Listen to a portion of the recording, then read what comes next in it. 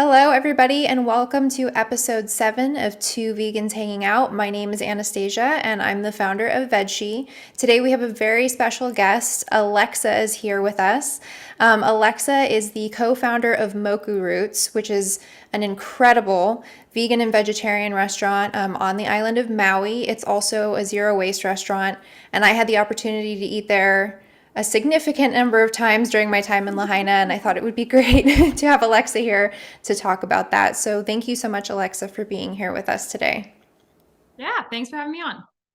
So do you want to tell us a little bit about yourself and your business? Sure. We're in Lahaina, which is on the west side of Maui, and our menu pretty much focuses on supporting local farms and using a lot of like the culturally significant crops here, which includes ulu and taro. So we're doing a lot of really cool stuff with those. And and then just supporting like local agriculture in general, as well as like you said, the zero waste aspect. So we really try to like minimize the waste on the way that we order things. So we order a big part of how we order stuff that we're getting is, based on its packaging, not necessarily just like the price. And then also on our consumer end, we don't offer any single use anything except for tea leaves, which are locally grown. And then other than that, our to go containers are on deposit, so you can bring them back. Amazing. Yeah, I thought that was really cool. I had to sort of learn how that worked when I was there. So I got a cheesecake to go and it was in a container and I didn't realize, so you sort of pay a deposit and then you get it back when you return the container, which I thought Yeah. was totally smart. And then I noticed a lot of the stuff I ordered to go was wrapped in leaves. Can you tell me what that was? Yeah, they're called tea leaves. Okay. So they are, but it's spelled like TI. That's the PI. Hawaiian word for them.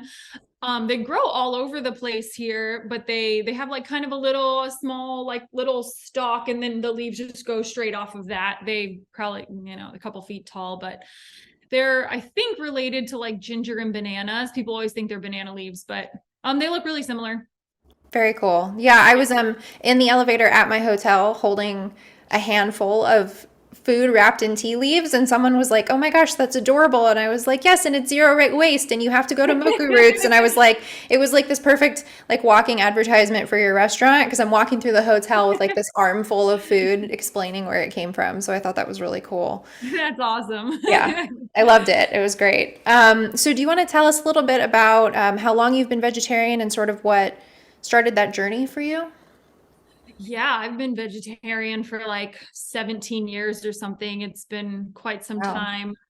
It was really when I went to college, the first year I like lived in the dorm, so I didn't have a whole lot of freedom as far as like what I ate goes. But then really once I like moved into an apartment, I was cooking for myself, and it just didn't like, once it was kind of in my control to be like cooking for myself, dealing with me just didn't feel good to Mhm. me. Like, I don't know. And then I had a lot of friends who were vegetarian too. So yeah, I just like made the transition. I have never even like considered eating meat again. I know a lot of people will be like, oh, I smell a cheeseburger or whatever. And it's just like takes all my willpower to not eat it. I'm like, it does not smell good to me. Yeah, I don't foresee myself probably ever eating meat again. I just can't imagine a scenario, in the world that we live in where I would have to. Sure. Yeah, that makes total sense. And I think it's funny you mentioned that there are certain people who are like, gosh, I lose my willpower when I smell this, that, or the other. But I feel like you do. I very much stopped. I went vegetarian first before I went vegan, and I very much stopped eating meat because it grossed me out. Like just even the smell of it started to get to the point where I just couldn't anymore. And even when I was training I did a pageant once a million years ago, but I was working with a trainer and they had me eating, obviously before I went vegetarian, just an incredible amount of chicken breast. And by the time I was done with that show, I was like, you know what? I don't think I can ever eat meat ever again. It just started to kind of gross me out. And then my reasons for staying vegetarian and then becoming vegan obviously have evolved, and there's lots of reasons. But yeah, it's definitely not something where I miss it. And sometimes my grandma, it cracks me up. she'll say, "Oh, but do you ever cheat a little and have a hamburger?" You know, because I think she thinks that it's like a diet, and then I'm refraining in some way, and I'm like, "No, Grandma, but Yeah. thank you for offering." Such a Dude, like weird, how that would fuck your shit up to yeah, eat a hamburger right now. it would be Like, awful. nah, not It's been even close. Like, years. Yeah, you'd be destroyed, I'm yeah, sure, for eating yeah. a hamburger. I can't I even would imagine. think so. Yeah. And like, yeah, like gastric issues are like my biggest, like throwing up is like my biggest fear, like in Mm, the world. And I just cannot imagine not having that happen if I were to like eat something that I haven't eaten in 17 years. Like, there's no way. yeah. Yeah, definitely. Just it's just so funny the mindset on that. I'm like, no, I don't think it's like a cheat meal situation where I'm gonna want to eat an animal. But thank you, Grandma, for offering. She's so funny. I think with her, it would be too long of a conversation, but we do occasionally talk about it. And I think her take on it is that she's just glad she's not going to be around long enough to see what we're doing to the planet. That's sort of her mindset. She's like, I'm going to have the hamburger, and I'm glad I'm not going to be here to see what happens. And I'm like, oh God, But it is what it is. Everybody's got their journey. Totally. So in terms of being zero waste and offering sustainable food, what has it been like for you to be able to marry those passions and those goals with the work that you do every day? Well, it's super fulfilling, I guess would be, kind of the best answer. Yeah. I have I had really no restaurant experience prior to this, so it was just a completely different thing. I was actually an artist before, like the painting behind me is like the kind of stuff I was doing before the restaurant. Wow. And so it wasn't like I was doing some really like terrible soul-sucking corporate job and then this, and it was just like amazing. Like I've kind of always just done almost exactly what I want to do. So it feels really natural, and there's not like a contrast to me really, but it is like, I mean, I love the people that I work with, obviously, because I would get rid of them if I didn't. Right. But so I really enjoy like going into work and making cool shit and cooking with plants. It's like the art that I'm doing now. And then I don't know if you've seen any of those little like kind of comedy cooking videos that I've No, done. no. They're on Instagram. I've done Amazing. 3 so far, and that's been like a really fun creative outlet too, because it's a cool, we're doing cool stuff. One of them's on making cinnamon rolls out of ulu, like I Oh, was saying about the culturally significant crops. So, cinnamon rolls are great. Everybody loves cinnamon rolls, duh. But most cinnamon rolls don't feature anything local at all. Like, right. it's all just big agriculture, flour from some fucking huge farm on the mainland, Right. or like, in another country, and then some shitty sugar and blah, blah, blah.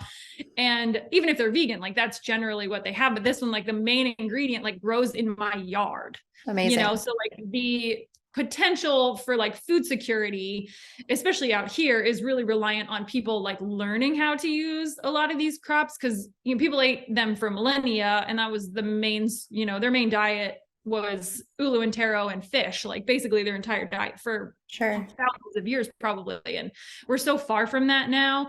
But trying to like inspire people to be a little bit more conscious about the fragility of our food system in Hawaii Yeah. is something I think is really important, and something I'm trying to like bring a little awareness to, of like, oh, these are how you can use these crops here, Sure. and in fun ways that are not necessarily like the ways that they're always used. Like taro is basically most of the time just poi or like taro chips, which neither of which I really care for, but it's Okay. such an incredibly like versatile plant, and you can Hmm. do all kinds of stuff with it. So I made like these Doritos out of them. I call them Territos.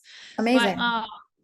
yeah, so one of the videos is on that, and then one of them's just like on how to make guac, which like everybody knows how to make guac, but it was more that I like had a couple jokes I wanted to throw in. So I was like, okay, cool. Like this will be a good video for me to like make some completely obscure jokes that have nothing to do with avocado. But Amazing. yeah. So it's all, That's so yeah, it's all cool. really fun. I mean, I've like now, with the restaurant, we've got such great people that I'm kind of in a position where I don't have to do a ton of stuff that I don't want to do. Like I pretty much can focus on the things that I really like. So that's fantastic. I That's encourage everyone. amazing. I encourage everyone to try to build their life that way. Yeah. Yeah, that's definitely the dream. And I think it's super cool that I just think you're doing so much more than a lot of vegan restaurants are. You know what I mean? In terms of trying to be zero waste, trying to choose crops that are native. And I recognize that that feels really important and urgent because you're on an island, but I think it's just as important here. So I'm in Southern California and I don't come Yeah. across a lot of vegan restaurants who are making that effort. We have a couple, and they're like, we'll do whatever's Yeah. seasonal and we'll try and incorporate it. But most of them, I'm paying them to make me an impossible burger. You know what I mean? Or like when I can make one Exactly. Or myself. like Yeah. soy curl fucking tacos or whatever. And like, not that Right. that doesn't have a place, I guess, but Sure. I've actually never tried impossible meat. Okay. Yeah. I It don't might have a freak you problem with out. it. Yeah, I don't have a problem with it, but like Yeah. I just haven't tried it. I so rarely go to the grocery store because, I Sure. like live on a farm and I work in a restaurant. So it's like an incredibly like weird and rare experience for me to go to the grocery store where I might have the opportunity to purchase impossible meat or beyond meat or whatever. Right. That's incredible. Mhm. I'm trying to imagine how I could make my life more that way because that's so amazing. So I'm like I'm going to aspire to incorporate more of that because I do find, and I've talked about it a few times on this show too. I fall somewhere between a junk food vegan and a whole food plant-based vegan. Like I'm somewhere in the middle, and You gotta marry the two. yeah, Yeah. a little bit of both. But in terms of the impossible meat, the first time I had it, I had it in a restaurant and I remember it freaked me out because I thought it was beef. And I remember asking my husband, I was like, can you taste this and just can you tell me if they served me the wrong thing? So like it's the closest thing that I remember to being like meat. I mean, not that my memory is going to serve me super well because it's been years, but I don't know. I Yeah. think that freaks some people out. So you might be better off sticking with what you're eating. Do we much like lion's mane mushrooms? Oh, yes. I love lion's mane Yeah. mushrooms. This grower out here just started to really like bump up production. So now we're able to get them, like we got them on, we're just putting them on the menu now. But Cool. I really have only had them, like I had only had them a couple of times before then. I made like orange chicken, like the, Chinese food, like orange chicken with Yeah. them. And so sometimes the lion's mane, and I don't think that they know exactly why, and I certainly don't know why because I don't grow them. Sometimes they don't like really what do they call it? Like those gills that make it look like a Mhm. lion's mane. Sometimes those don't really develop, and instead it looks more like a cloud kind Okay. of. Yeah. But anyways, they're so chickeny in Mhm. texture, and I was just like, if I like got this, if I went out to a Thai restaurant or something and there was like this in my food, I would be 100% certain that like some chicken from somebody else's dish like fell into Ended up mine. on your It plate. was spot on from, whatever my memory tells me it tasted like, and It's so texture weird. wise. Yeah. Yeah, they're cool. That is very cool and probably healthier than some of the alternative meats. I always look at like the back of the package and I'm noticing companies are making an effort to make the ingredients a little more recognizable. And I don't know. I think there's a place for all of it, right? Like I think every so Yeah. often if you want an impossible burger, I'm here for it. Like I think there's all different ways to be vegan or vegetarian and I support Yeah. all of it.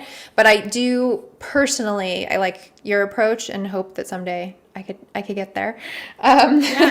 You have a yard, you should start growing some stuff. Like you can grow, especially in Southern California, you can grow an astounding amount in a tiny backyard.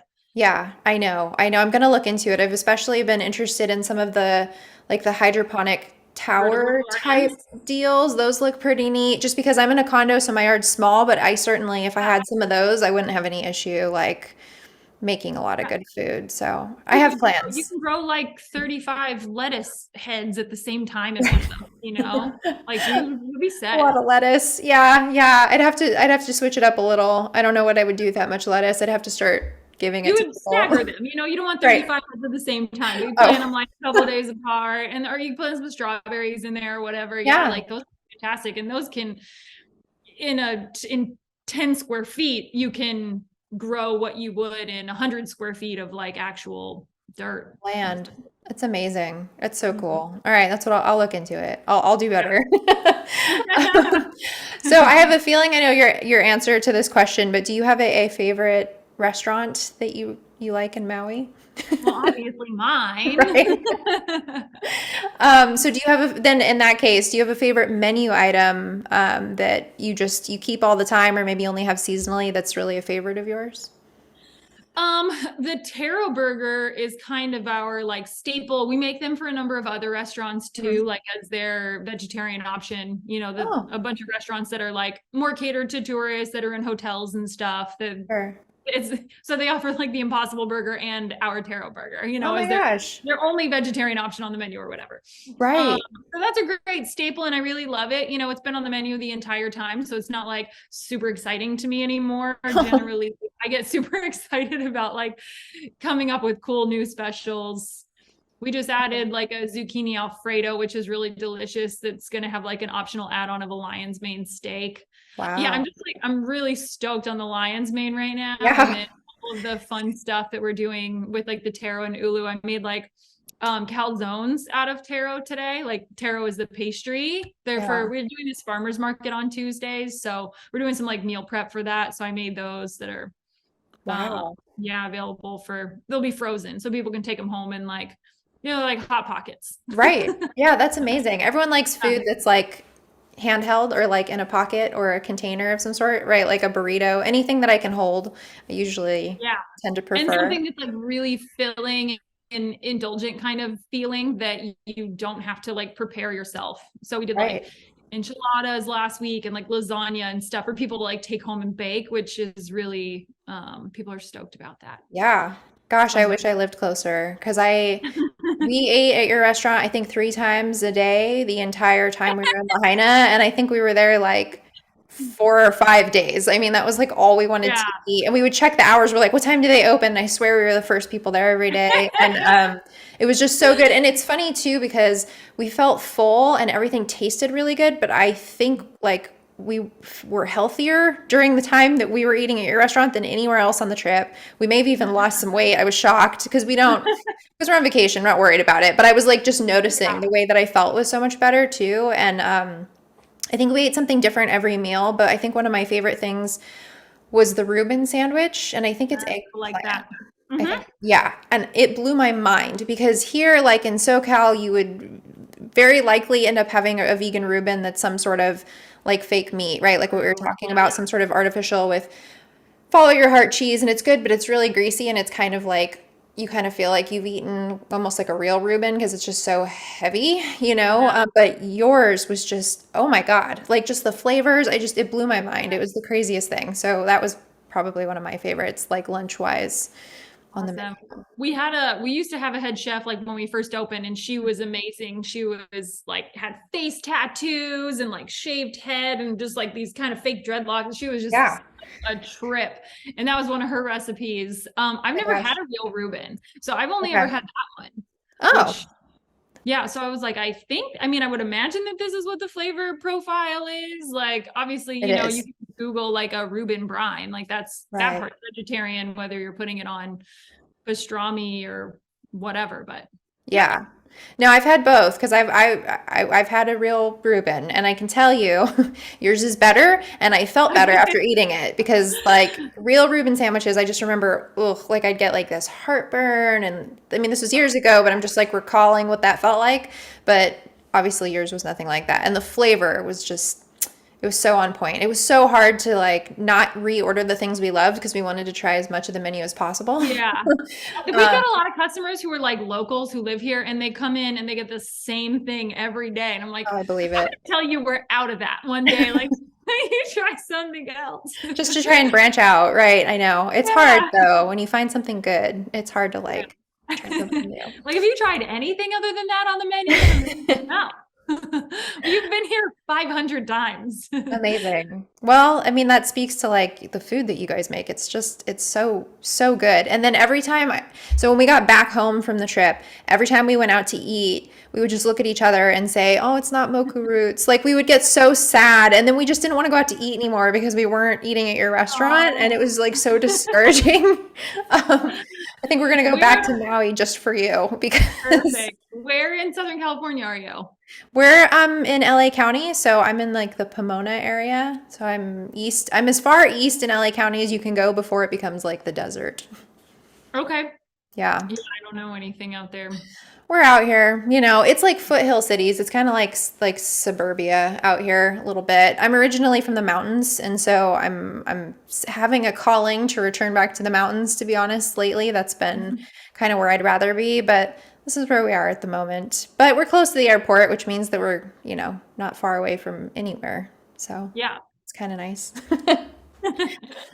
Since we're talking about being vegetarian, do you have any, I guess, insight or I don't know, tips or tricks for people who are considering implementing more plant-based options into their lives?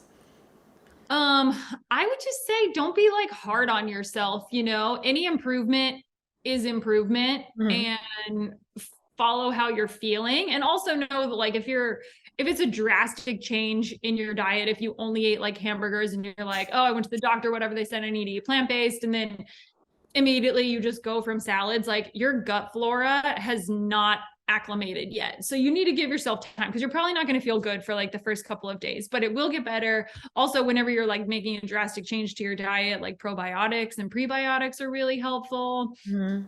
because that's a big thing. I was just reading about this in terms of lion's mane mushrooms actually, but Oh, mushrooms as well as people are like we're extracellular digesters. So like although it seems like we're doing digestion in our body, it's not actually in any of our human cells. It's completely done by your gut flora, which are not parts of your body. It's colonies of, microorganisms that are digesting all of your food, which also mushrooms do. But anyways, so you have to like adjust that does 100% of your digestion. And if you ate this really specific diet that didn't include a whole lot of plants, like you don't have a lot of those enzymes and those organisms to like digest that. The same way like people, if they don't eat any dairy for a really long time, like you'll become lactose intolerant, or if you don't eat meat for a really long time, if you do eat meat, like you're not going to feel very good. You don't have the stuff to digest it after a while because your body's not just going to keep like creating, these things to digest stuff that you are not putting into it. So I would say like, be conscious that might happen, I guess, ease into it. And like, if you do eat something that is meat, like don't stress over it and be like, oh, well, I have to throw the whole thing away. right. That's such Because good I feel like advice. that maybe is what I don't know necessarily. I haven't like talked to people who've done that, but I feel like that's what people do with other stuff. They're like on a diet or whatever that has nothing to do with plant-based, but to lose weight or whatever. Sure. And and you slip up and you eat a donut or whatever, and like, well, I'm just gonna eat the whole fucking box of donuts because I already wasted. Right. Okay, well, that like really is a bigger deal than like eating one donut. Right. That is such a So just don't, yeah, funny just thing that don't people throw do. it away because you did something that doesn't like necessarily fit into like the confines of vegetarian or vegan. It's good Yeah. advice. And I think that's the first time anyone's given that specific advice. I think most people, I don't know, everyone's got a different approach, right? But I think that was really sound and helpful and it does make sense. I don't think people consider how their bodies are going to respond, right? I think we're Mhm. all so up here that we're just obsessing about not making a mistake. And then if we do, we just throw it all away. But we don't even think about what's happening in our bodies when we make that change. So I think that Mhm. that makes total sense. And then in terms of being zero waste, because that is its own like incredible lifestyle that a lot of people are not following, unfortunately. So for people who want Yeah. advice as to like where to begin with that, do you have any thoughts on where to start?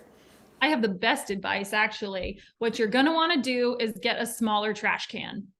Okay. Because if you normally have like if you have a big trash can, you're in this habit, you just throw stuff away, you put it away, it's gone, and it's like out of your consciousness really. Hmm. But if you get yourself a tiny little trash can, you are going to be so hyper aware of everything that goes in there. You're going to go get takeout from a restaurant or whatever and you're like, fuck, this filled up my entire trash can. Yeah. Like we have a tiny little trash can that's like this big at my house, and I don't Yeah. even hardly throw anything in it. My husband does.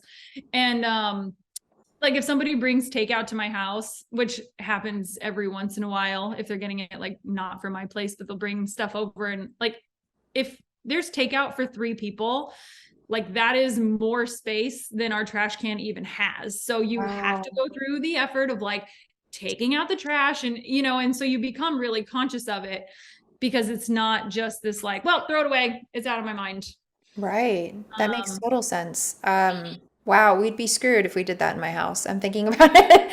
I yeah, have kitchen trash can, an office trash can, and two bathroom trash cans. I think there's four trash cans in my house. None of them are huge, but I mean, I would notice. Yeah, if I downsize. So that's the next even step. even in our restaurant, like we have two trash cans in the kitchen that are about the size of a bathroom trash can. They're like maybe Wow. this wide, but like that tall. Yeah, And then we've never bought trash bags. We just use a bag that something came in because things do sure. come in bags, and try as we might to like avoid them completely. Like all of our produce, we make sure it comes without any plastic, and it comes in boxes. And then we either use the boxes on the farm as weed mats, or we give the boxes back to other farmers, like when they're still in good shape, just to keep Sure. the cycle going.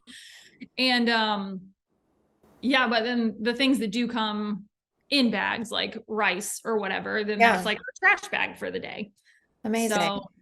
yeah, but you'll become really conscious, and then it might take a minute where you have taken the trash out a ton of times, and then when you're the next time you're at Starbucks or whatever, you're like, oh no, like it'll start to hit you like at the time when you can make the decisions to stop producing so much trash. You're like, oh, I need to like Right.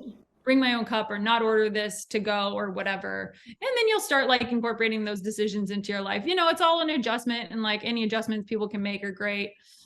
But most, like society doesn't make it easy. It's No, tough to grocery shop for sure. Like right. you're just buying produce, and a lot of times even that like comes in plastic. A lot of times the organic stuff comes in plastic, which is crazy That's kind of true. to me. It is Mm-hmm. crazy. Yeah, I when I do shop at the grocery store or even at the farmer's market, I don't put, you know how there's like all those little plastic produce bags? I don't use those. I just throw the food Yeah. into my cart, right? Or into like a reusable bag. But when I first started doing that, my husband was like, his brain was like, what? Like he was like, no, the bag. And I'm like, no, we don't need to put it in a bag. We're gonna wash it before we eat it. Don't put it in a bag. And like it started to make sense to him too, but we've only Yeah. made small steps, you know. So there's that. Obviously, when California implemented the law where they started charging for bags, now my trunk is filled with like canvas totes or whatever for grocery shopping. Mhm. One thing I liked about your restaurant and that I was kind of already doing at home is fabric napkins. So you guys use, I think, like bandanas, I think, if I remember Mhm. correctly. So we We had have a mix. implemented that. We've tried a bunch of different ones, and but the bandanas are awesome. I Yeah, really I love that. They look really cute too. But we did that a while ago. I started using fabric or cloth, right, and to rewash instead of, you know, Mhm. paper products. But there's still ways we could improve. But I hadn't thought about the trash can thing, so I think that might be the next step because I think even my husband would be surprised how much waste we create. But he does notice with like, so I know you said you don't shop at the grocery store that often, but a lot of the new like faux meat products. Like there was a new burger we just tried. I think it was the Notco burger because I just was curious about it. Anyway, the burgers come in a cardboard box and then each burger is wrapped in plastic, like individually. And he was like, he opened it and he was like, this is a lot of plastic, you know? So it's like we see it, but Yeah. we consider it for the next time we purchase something because Mhm. it's bizarre. Why would we individually wrap each burger? You know, it's just Yeah. so like you said, I think it the way that the food, I don't know, industry is set up, it's hard to Mhm. avoid the plastic and things that are wrapped in some sort Yeah. of packaging unless you are buying from farmers market or growing it yourselves. So Totally. it's a And like challenge. tofu is always in plastic, Oh, which right. I mean, and then it's so cheap to buy. So making it just seems absurd because it's a huge pain in the ass. I don't know if you've ever made it, No, but but my friend makes her tofu. Yeah. and it's like it costs more and it takes so much time to make it. Right. And like, a little brick of organic tofu, which is like $2 or whatever. But then Mhm. it always comes in plastic. And so I like very rarely do I buy it, but I really love it. And that's also why we don't use it at the restaurant. Sure. Because it, always comes in Wrapped in plastic and it's not plastic. from here. And a little, it's a little bit of like a cop out kind of as far as like your culinary creativity, because it's just kind of Yeah, done for you already. But yeah, that that's a makes tough sense. one. Yeah. That's one thing I loved about your restaurant is I didn't feel like I was paying for you to make some sort of frozen product that I could have bought at the store. You know, that happens At 90% of the restaurants, at least near where I live, I can tell, like when I order like nuggets or something, I'm like, okay, these are the Gardein nuggets you could buy in the grocery store, and I just paid someone to cook them for me. And that doesn't feel like, then why are you even going to a restaurant at that point? Like it just doesn't Yeah. feel worth it. And I'm paying like a significant markup on the same nuggets I could have bought at the store. So like I never had that feeling when I was eating at your restaurant. Everything felt like it just came from, the earth. And it was like, I don't know, it Yeah. was such an enlightening experience for me. So thank you Yeah, for I definitely try to eat closer to the earth. And it's so easy to be in touch with it, like living on a farm, Mhm. because like, okay, well, cool, I'm gonna go outside and get lunch, Right. like walk around. Like we're kind of limited in what we can grow here actually because it's super hot. So Mhm. if I am eating like only stuff from the farm, it's gonna be pretty narrow. There's maybe like 10 or 15 things that Sure. we can really grow here well. But yeah.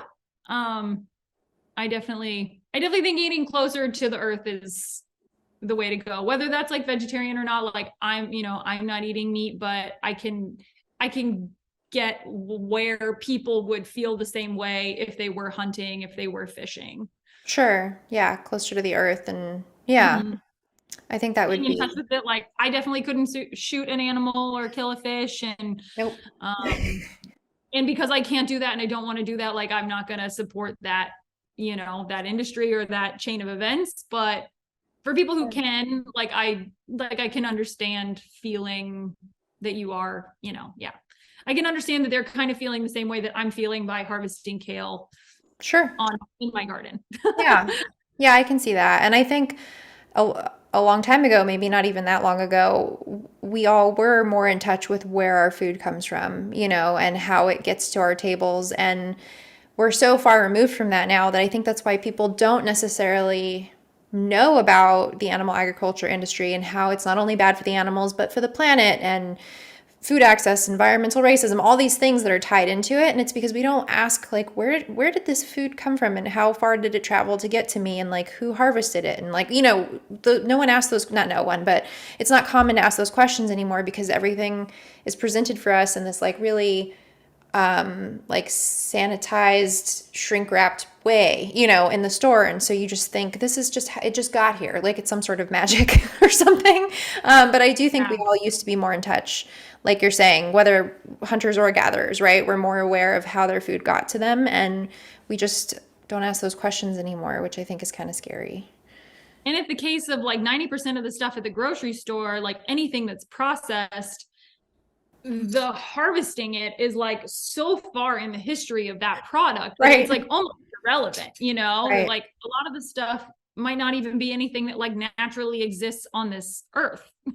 True. It's weird. Yeah. Artificial food colorings and or even like a Preservatives. corn syrup, like that process is crazy. I'm And sure. yeah. It's weird. Crazy stuff. Crazy world we live in. But yeah, definitely goals like being able to grow some of my own food. I think that would be cool. I didn't even get into like having houseplants until the start of COVID. And then suddenly I have like a huge collection of houseplants. But before that, I was pretty sure I would kill anything that I brought into my house. And so, I think it's just one of those things had to work towards it because I think I didn't necessarily normally or naturally have a green thumb. I don't know, I just don't. And so it took practice, and I had to research the plants that I was buying and how to take care of them. And once I figured it out, it was easy, but it didn't just, no one taught me that. I had to like Google it and figure it out. So I think the next step would Yeah.